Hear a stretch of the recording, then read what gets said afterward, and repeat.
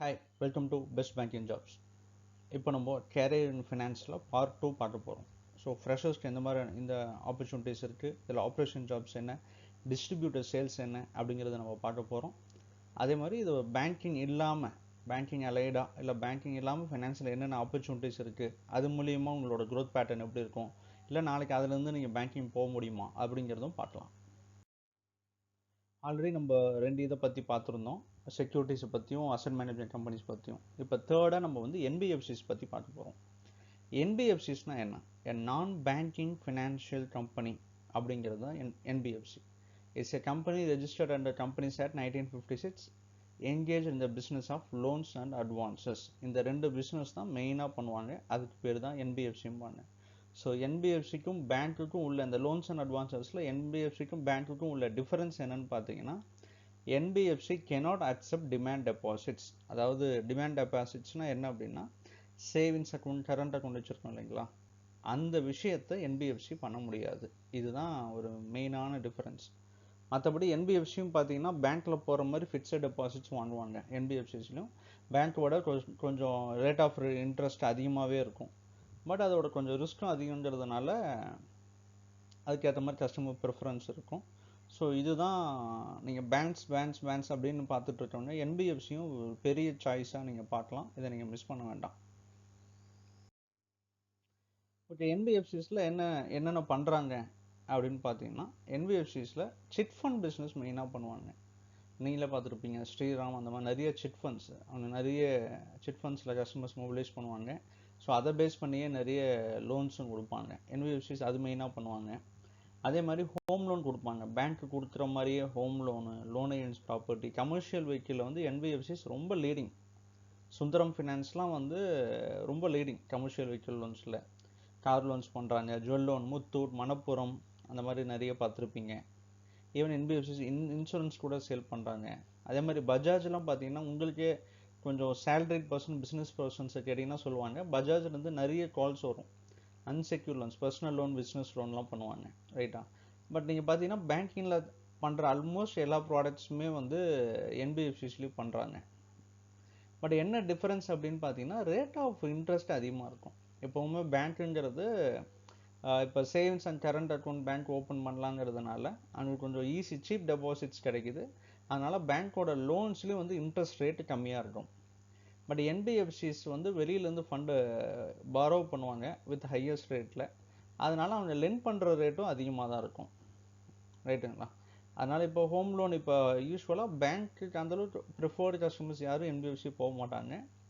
ஒன்று லோனோட அமௌண்ட் அதிகமாக வேணும் அப்படின்னாலோ, இல்லை எனக்கு வந்து ப்ராப்பர் பேப்பர்ஸ் இல்லை, என்கிட்ட ப்ரொஃபைல்ஸ் இல்லை அப்படின்னாலோ அவங்க வந்து என்பிஎஃப்சிஸை தேடி போவாங்க.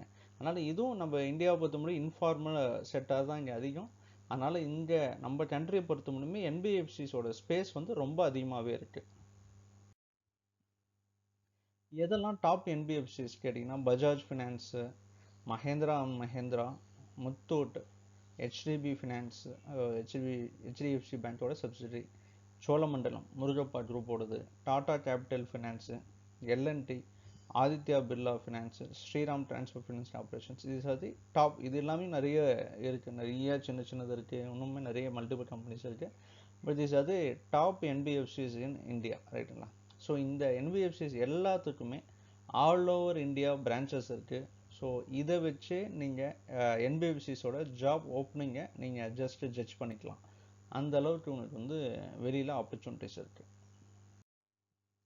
என்ன மாதிரியான ஜாப்ஸ் என்பிஎஃப்சிஸில் இருக்குன்னா, ஆஸ் லைக் பேங்க்கில் சொல்கிற மாதிரி customer service officer, credit assistant, credit manager, sales manager, collection manager, இந்த மாதிரி நிறைய பொசிஷன்ஸ் இருக்கும். இதுக்கு ஃப்ரெஷர்ஸும் கொஞ்சம் ஈஸியாகவே, கொஞ்சம் இப்போ பேங்க்குங்கிறது கண்டிப்பாக கொஞ்சம் எக்ஸ்பீரியன்ஸ் மற்ற ப்ரிஃபரன்ஸ் பார்ப்பாங்க. பட் என்பிஎஃப்சிஸை பொறுத்த முடியும் நீங்கள் கண்டிப்பாக கொஞ்சம் ஈஸியாக நீங்கள் வந்து ரீச் ஆகலாம், உங்களுக்கு ஜாப் ஆப்பர்ச்சுனிட்டிஸ் ஈஸியாக கிடைக்கும். ரெக்ரூட்மெண்ட் வந்து கண்டிப்பாக ரெஃபரன்சஸ் அண்ட் வாக்கின்ஸ் பேஸ் பண்ணி தான் பண்ணுவாங்க, ரைட்டுங்களா. இப்போது கஸ்டமர் சர்வீஸ் ஆஃபீஸர்னால் உங்கள் கஸ்டமர்ஸோட லோன்ஸ் ப்ராசஸ் பண்ணுறது, கிரெடிட்லாம் வந்து கிரெடிட் வந்து இதை நீங்கள் மிஸ் பண்ணவே வேண்டாம். மற்ற ஃபீல்டோட சேல்ஸும் வந்து ஈஸியாக நீங்கள் என்பிஎஃப்சிலேருந்து பேங்கிங்க்கு போகலாம். அதே மாதிரி கிரெடிட் வந்து பேங்கிங்க்கும் என்பிஎஃப்சிக்கும் எந்த டிஃப்ரென்ஸும் கிடையாது. ஜஸ்ட் அந்த பாலிசியில் சின்ன சின்ன டிஃப்ரென்ஸ் இருக்குமே தவிர நீங்கள் ரொம்ப ஈஸியாக மூவ் பண்ணலாம் என்பிஎஃப்சிலேருந்து.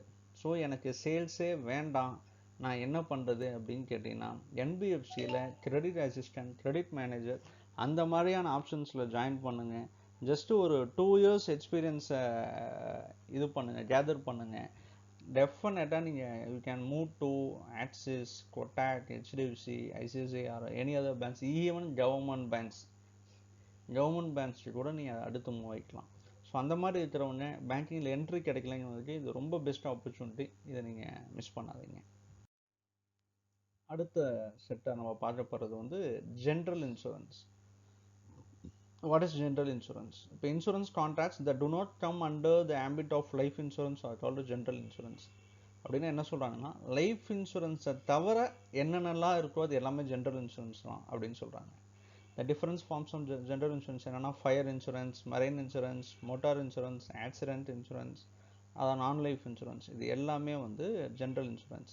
Like life insurance, general insurance products comes at a price in the form of premium. கண்டிப்பாக இப்போ எனக்கு ஒரு ஹெல்த் இன்சூரன்ஸ் ஒரு 5 lakhs வேணும், உங்களுக்கோ இல்லை உங்கள் ஃபேமிலிக்கோ ஒருத்தருக்கு எடுக்கணும் அப்படின்னா you have to pay some premium. 8,000 12,000 அந்த மாதிரி நீங்கள் ஒரு ப்ரீமியம் பே பண்ணி அது இது பண்ணுவீங்க. ஸோ அந்த மாதிரி நம்ம ஒரு வீட்டுக்கு நீங்களே இப்போ ஹோம் லோன் வாங்குறவங்கலாம் பார்த்துருப்பாங்க, வீட்டுக்கு ஒரு இன்சூரன்ஸ் போடுவாங்க. இப்போ உங்கள் வீட்டில் நிறைய ஐட்டம்ஸ் இருக்குன்னா, ஃபயர் ஆகுது, தெஃப்ட் ஆகுது, இந்த மாதிரி இதெல்லாம் நீங்கள் வந்து இப்போ ஒரு ஷாப் வச்சுருக்காங்க மால்ஸ் அப்படின்னா அவங்கெல்லாம் இந்த மாதிரி இன்சூரன்ஸ் போட்டு அவங்கள ரிஸ்க் இது பண்ணி வச்சுக்கலாம், ரிஸ்க் ப்ரொஹிபிட் பண்ணி, ரைட்டுங்களா? ஸோ இது வந்து ஜென்ரல் இன்சூரன்ஸ் இது ஒரு பெரிய கேட்டகரி. இந்தியாவில் வந்து ரொம்ப டேப்பிங் கம்மியாக தான் இருக்குது. அதனால் இதுலேயுமே இதுவும் ஒன் ஆஃப் த ஃபினான்ஸ் செக்டராக நல்ல இன்சென்டிவ் ஏர்னிங், அதே மாதிரி நாளைக்கு பேங்கிங் போகணுன்னாலும் நல்ல ஆப்பர்ச்சுனிட்டி உள்ள செக்டார் இது. நான் சொன்ன மாதிரி பாருங்கள், ஜென்ரல் இன்சூரன்ஸ்னால் என்ன? மோட்டார் உங்கள் காருக்கு போகிற இன்சூரன்ஸ், உடம்புக்கு health insurance, travel insurance, home insurance, commercial insurance, இது எல்லாமே வந்து general insurance categories. Okay, top companies என்ன இருக்குது? ஆக்ரோ ஜென்ரல் இன்சூரன்ஸ், இப்போ நிறைய டிவியில் அட்வர்டைஸ்மெண்ட் வரும், பார்த்துருப்பீங்க. Aditya Birla, HDFC ERGO, Bajaj Allianz, Bharti AXA, Cholamandalam, ICICI Lombard, IFFCO Tokio, Max Bupa, Religare, Tata AIG, Oriental insurance அது கவர்மெண்ட்டோடது, யுனைடெட் இந்தியா இன்சூரன்ஸும் கவர்மெண்ட் தான், எடெல்வைஸ், ஃபியூச்சர் ஜென்ரல் இண்டேஷன், Royal Sundaram, Star and Allied insurance. ஸ்டாரும் இதில் வந்து ரொம்ப லீடர் இந்த விஷயத்து இந்த ப்ராடக்டில், ரைட்டுங்களா?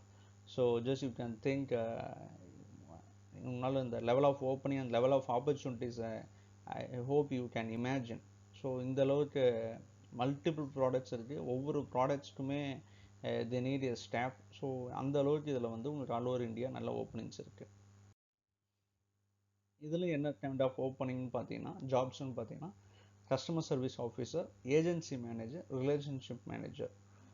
கஸ்டமர் சர்வீஸ் ஆஃபீஸர் உங்களுக்கே தெரியும், அந்த இன்சூரன்ஸை பொறுத்த முடியும் அந்த டாக்குமெண்ட்ஸ் உங்களுக்கு வரும், அந்த க்ரைட்டீரியாவெல்லாம் மீட் பண்ணிட்டு அந்த ப்ரீமியம் ப்ராசஸ் பண்ணி ப்ரீமியம் டெபிட் பண்ணணும், அந்த பாலிசி இஷ்யூ பண்ணணும், அதுதான் கஸ்டமர் சர்வீஸ் ஆஃபீஸரோட ஒர்க்கு. ஏஜென்சி மேனேஜருங்கிறவர் என்ன பண்ணுவாருன்னு பார்த்தீங்கன்னா, 2 சேனல், ஒன்று டைரக்ட் சேனல், ஒன்று பேங்கிங் சேனல்னு சொல்லுவாங்க. ஏஜென்சி மேனேஜருங்கிறவர் இப்போ டிஸ்ட்ரிபியூட்டர்ஸ் இருப்பாங்க, இந்த நேம் ஆஃப் இண்டிவிஜுவல்ஸ், நிறைய இண்டிவிஜுவல் ப்ராடக்ட் சேல் பண்ணுற டிஸ்ட்ரிபியூட்டர்ஸ் இருப்பாங்க. ஸோ நீங்கள் அவங்கள நிறைய கேதர் பண்ணி நிறைய டிஸ்ட்ரிபியூட்டர்ஸை நீங்கள் முதல்ல உங்களோட இன்சூரன்ஸ் கம்பெனியில் ஜாயின் பண்ண வைக்கணும். ஒரு 20-30 ஆக்டிவ் டிஸ்ட்ரிபியூட்டர்ஸ் இருந்தாங்கன்னா அவங்க மூலயமா உங்களுக்கு பிஸ்னஸ் வரும். நீங்கள் டைரெக்டாக கஸ்டமர்ஸ் பார்க்க தேவையில்ல. உங்களோட மெயின் ஏஜென்சி மேனேஜரோட ஒர்க்கே என்னென்னா, நீங்கள் நிறைய டிஸ்ட்ரிபியூட்டர்ஸை, ஏன்னா நிறைய கமிஷன்ஸ் கொடுப்பாங்க, அந்த distributors will earn good commissions. So அந்த மாதிரி இப்போ நீங்களே நிறைய இடத்துல போகும்போது ட்ராவல் பண்ணும்போது பார்த்துருப்பீங்க, star health insurance, Apollo, HDFC அப்படின்னு சொல்லி அந்த மாதிரி தனித்தனி ஆஃபீஸர்ஸ் இருக்கும். அதே மாதிரி நிறைய லோன் ப்ராடக்ட் டிஎஸ்சிஎஸ் பண்ணுறவங்களும் இதை வந்து அலைடு ப்ராடக்டாக பண்ணுவாங்க. ஸோ நிறைய இருக்கிறதுக்கு ஓப்பனிங், அதில் ஒரு 20-30% அட்லீஸ்ட் ஒரு 15-20% உங்களுக்கு நீங்கள் மேப் பண்ணிக்கிட்டீங்கன்னா நீங்கள் ஏஜென்சி மேனேஜராக சக்சீட் ஆகலாம். நம்பர் 3 வந்து it's a relationship manager, banking channel. நம்ம இது வந்து எப்படின்னா, அவங்க ஆல்ரெடி அவங்க இப்போது ஹெச்டிஎஃப்சி பார்த்தீங்கன்னா ஹெச்டிஎஃப்சி எர்கோ தான் ப்ரொமோட் பண்ணுவாங்க, ஏன்னா அவங்களோட ஓன் பிராண்ட்னால. ஸோ அவங்களோட பிரான்ச்சஸ்க்கு டிஃபால்ட்டாக ஹெச்டிஎஃப்சி பேங்க் கஸ்டமர்ஸ் வந்து ஹெல்த் இன்சூரன்ஸ் வேணுங்கிறப்போ அவங்க ஹெச்டிஎஃப்சி எர்கோ தான் ப்ரொமோட் பண்ணுவாங்க. அப்படி ப்ரொமோட் பண்ணும்போது அதை டிஃபால்ட்டாக ப்ராசஸ் பண்ணுவாங்க. அந்த எண்டில் ஒரு ஸ்டாஃப் தேவைப்படுவாங்க, எல்லாத்தையும் கோஆர்டினேட் பண்ணி அந்த சேல்ஸை ப்ராப்பராக கன்வெர்ட் பண்ணி கொடுக்குறதுக்கு. ஸோ அதில் வந்து நீங்கள் ஜாயின் பண்ணலாம். நீங்கள் டைரக்ட் சேல்ஸ் பண்ண போகிறதில்ல, பேங்கிங் சேனல் மூலிமா டிஃபால்ட்டாகவே உங்களுக்கு பிஸ்னஸ் வந்துடும். அதை நீங்கள் ஜஸ்ட்டு கோஆர்டினேட் மட்டும் பண்ணால் போதும், you can be very successful. இந்த மாதிரி தான் ஐசிஐசிஐ லம்பார்டு, கொட்டாக்கு எல்லாமே மல்டிபிள். இப்போது டாடா ஏஜி எல்லா கம்பெனிஸுமே இண்டிவிஜுவலாக ஆப்ரேட் பண்ணுறது ரொம்ப கஷ்டம் அவங்களுக்கு. இந்த ஏஜென்சி மாடலில் இருப்பாங்க, ஏஜென்சி மேனேஜர் மாடலில் இருப்பாங்க டைரக்ட் சேனலில். பட் அதை விட அவங்களுக்கு ரொம்ப ஈஸி கன்வீனியன்ட் என்னன்னு பார்த்தீங்கன்னா பேங்கிங் சேனல். அதனால் உங்களோட அந்த இன்சூரன்ஸ் கம்பெனிஸ் எல்லாமே மல்டிபிள் பேங்க்ஸோட டைப்பில் இருப்பாங்க. ஸோ அப்படி டைப்பில் வரும்போது அந்த நீட் ஒரு 3-4 பிரான்ச்சஸ்க்கு ஒரு பர்சன் அப்படிங்கிற மாதிரி அவங்களுக்கு ரிலேஷன்ஷிப் மேனேஜர் தேவைப்படுவாங்க. ஸோ அதுலேயும் நீங்கள் ஃப்ரெஷர்ஸ் ஈஸியாக ஜாயின் பண்ணலாம். உங்களுக்கு அதில் வந்து பெரிய சேல்ஸ் ஸ்ட்ரெஸ் இருக்காது, ஏன்னா அது கம்பெனி டைப்லேயே மூவ் ஆகிறதுனால just you have to facilitate the transaction, அவ்வளோதான். அதுக்கப்புறம் ஃபைனலி நம்ம வந்து இப்போது லைஃப் இன்சூரன்ஸ் பற்றி பார்க்க போகிறோம். இதுவும் வந்து career finance one of the most important thing. Life insurance can be defined as a contract between an insurance policyholder and an insurance company where the insurer promises to pay a sum of money in exchange for a premium upon death of an insurance person or after a set period. இது என்ன அப்படின்னா, இப்போ ஒரு 10 years ஒரு fixed amount கட்டுறாரு, ஒரு 1 lakh கட்டுறாரு, நீங்கள் 15th year எடுத்துக்கலாம்னு சொல்கிறாங்க. அதுதான் ஃபிக்ஸட் பீரியட் அப்படின்னு சொல்லிட்டு முன்னாடியே கான்ட்ராக்ட் போட்டுருவாங்க. அப்படி பண்ணுற ப்ராடக்ட் தான் லைஃப் இன்சூரன்ஸ். ஒன்று நீங்கள் சொன்ன மெச்சூரிட்டி டேட் வந்தால் அந்த பணத்தை கொடுத்துருவாங்க, இல்லை அந்த பணம் போட்டவர் ஏதோ சம் ரிஸ்கில் இறந்துட்டாருன்னா அப்போவும் அந்த பணத்தை கொடுத்துருவாங்க. இதை தான் சொல்கிறாங்க, இதுதான் லைஃப் இன்சூரன்ஸ் அப்படின்னு சொல்கிறாங்க. இதில் நிறைய ப்ராடக்ட்ஸ் இருக்குது, அதை நம்ம தனியாக பார்ப்போம். இப்போதைக்கு ஜஸ்ட் லைஃப் இன்சூரன்ஸ் செக்டாரும் வந்து இப்போது ஐடி ஃபீல்டுக்கு ஈக்குவலாக இன்கம் ரெவன்யூ ஏர்ன் பண்ணிகிட்டு இருக்க செக்டார் வந்து இது. Top life insurance companies in India. LIC அதோட ரெக்ரூட்மெண்ட் வந்து கவர்மெண்ட் அந்த எக்ஸாம்ஸ் லிஸ்ட் பண்ணுவாங்க, அதை பேஸ் பண்ணி தான் இதாக பண்ண முடியும். பட் எல்ஐசியில் நீங்கள் தாராளமாக இவங்களாக ஜாயின் பண்ணலாம், நீங்கள் ஏஜெண்ட்டாக ஜாயின் பண்ணலாம். ஒரே ஒரு கண்டிஷன் வந்து அந்த ஐஆர்டி எக்ஸாமை நீங்கள் வந்து கம்ப்ளீட் பண்ணணும். ஸோ அந்த ஐஆர்டி எக்ஸாம் முடிச்சிங்கன்னா நீங்கள் இதாக ஜாயின் பண்ணலாம். HDFC life insurance, ICICI Prudential, இது எல்லாமே தனித்தனி என்டிட்டி. நம்ம பார்த்த ஜென்ரல் இன்சூரன்ஸ் கம்பெனி வேறு, லைஃப் இன்சூரன்ஸ் கம்பெனி வேறு, அவங்களோட பேங்க் வேறு, ஓகேவா? எல்லாமே தனித்தனி கன்சர்னு. ஸோ அது ஒன்றும் கன்ஃபியூஸ் பண்ணிக்காதீங்க. Max life insurance, Tata AA life insurance, Bharti AXA, Bajaj life insurance, SBI bank கிடையாது இது, எஸ்பிஐ இது பியூர்லி ப்ரைவேட்டு தான், ஓகேங்களா? Religare Nippon life insurance, Aegon life insurance, Aviva life insurance, Birla Sun life insurance, Kotak life insurance, PNB Met life insurance, Canara HSBC. these are the top insurance companies in India. So இவங்க எல்லாமே, இங்கே எல்லா கம்பெனிஸுமே உங்களுக்கு ஃப்ரெஷர்ஸாக நீங்கள் ரொம்ப job search பண்ணிட்டு அலைய வேண்டாம். இங்கே எல்லாமே உங்களுக்கு வெரி குட் ஆப்பர்ச்சுனிட்டிஸ் இருக்குது. இங்கே என்ன மாதிரி ஆப்பர்ச்சுனிட்டிஸ் பார்த்தீங்கன்னா, இவங்களுக்கும் வந்து அந்த கஸ்டமர் சர்வீஸ் ஆஃபீஸர் இருக்கும், ஏஜென்சி மேனேஜர், ரிலேஷன்ஷிப் மேனேஜர். நம்ம ப்ரீவியஸ்லி சொன்ன மாதிரி அதே சேனலில் தான், ஆஸ் லைக் நம்ம ஜென்ரல் இன்சூரன்ஸில் டிஸ்கஸ் பண்ண மாதிரி அதே கேட்டகரியில் தான் இந்த சேனலும் வந்து ஒர்க் ஆகும். ஸோ கஸ்டமர் சர்வீஸ் ஆஃபீஸர்னால் அந்த இன்சூரன்ஸோட ப்ரொபோசல் ஃபார்ம்ஸ் வரும், அதை மட்டும் ப்ராசஸ் பண்ணி நீங்கள் இஷ்யூ பண்ணுவீங்க. இதில் மேபி உங்கள் மற்ற டார்கெட்லாம் இருக்கும், அந்த ரெனிவல் நீங்கள் பார்க்குறது, அடுத்தடுத்த வருஷம் ப்ரீமியம் பேமெண்ட் பார்க்குறது, அந்த மாதிரியான கிளைம் செட்டில்மெண்ட், இன்கேஸ் இறந்துட்டால் அந்த டாக்குமெண்ட்ஸ் உங்களுக்கு வரும்.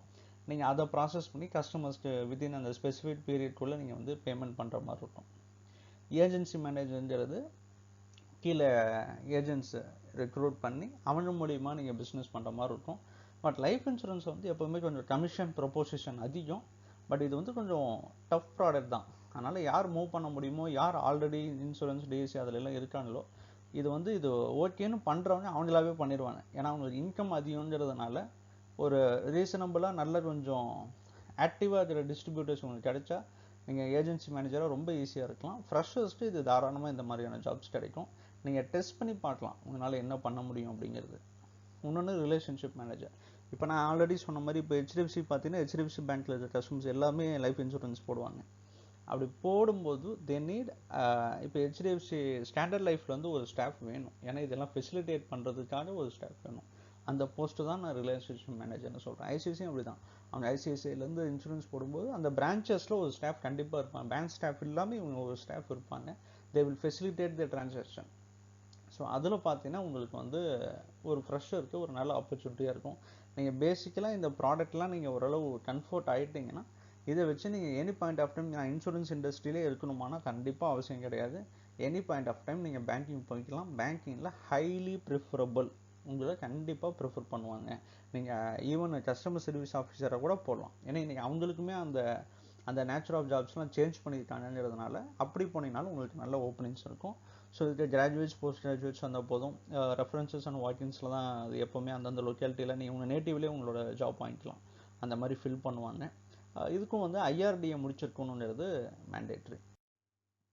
ஃப்ரெண்ட்ஸ், கண்டிப்பாக ரொம்ப யூஸ்ஃபுல்லாக இருக்கும்னு நினைக்கிறேன். உங்களுக்கு ரொம்ப ஹை ஓப்பனராக இருக்கும். பேங்கிங் இல்லாமல் இந்த மாதிரியான செக்டார்ஸில் ஜாப் ஆப்பர்ச்சுனிட்டிஸ் இருக்குது, இதில் தேடலாம் அப்படிங்கிறது. இதை யூஸ் பண்ணிக்கோங்க. இது எல்லாமே நல்ல ஹை இன்சென்டிவ்ஸ். உங்களுக்கு இன்சென்டிவ்ஸ்லாம் கால்குலேட் பண்ணால் 50,000 1 lakh முடிவு தாராளமாக லைஃப் இன்சூரன்ஸை பொறுத்து முடிவு வரும். ஜென்ரல் இன்சூரன்ஸுமே அப்படி தான் நல்ல இன்சென்டிவ் ஏர்ன் பண்ணக்கூடிய ஆப்பர்ச்சுனிட்டிஸ் இருக்குது. ஸோ இந்த வீடியோவை ஷேர் பண்ணுங்கள். இதில் ஏதாவது உங்களுக்கு சப்போர்ட் வேணும்னா எங்களுக்கு மெயில் பண்ணுங்கள். எங்களுக்கு 9952832163 ரீச் பண்ணுங்கள். நாங்கள் உங்களுக்கு சப்போர்ட் பண்ணுறோம். Please subscribe and share this video. Thank you.